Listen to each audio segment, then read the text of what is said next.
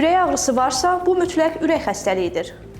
Bu yanlış bir fikirdir. Çünki döş qəfəs xəstəlikləri, mədə xəstəlikləri, oynaq, əzələ və sinir xəstəlikləri də ürək nahiyəsində ağrılar verə bilir. Gənclərdə ürək ağrısı ciddi olmur.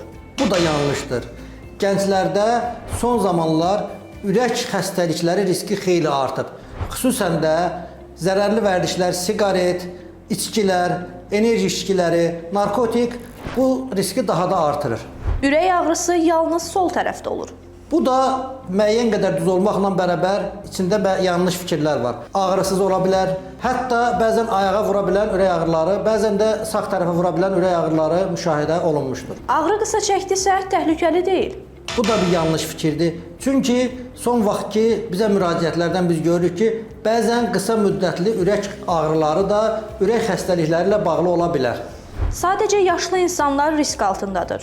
Dünya tədqiqatları göstərib ki, Azərbaycan ən yüksək ürək xəstəlikləri rast gəlinən risk altındadır və bizim hazırda praktikamızda da xeyli sayda gənc yaşlı insanlarda ürək xəstəlikləri olduğu aşkarlanmışdır. Ürək ağrısı həmişə ürəkdən gəlmir, amma bəzən sizi gələcəkdə ola biləcək ürək katastrofalarından xəbərdar edir. Ona görə də kardioloqa vaxtında müraciət edin.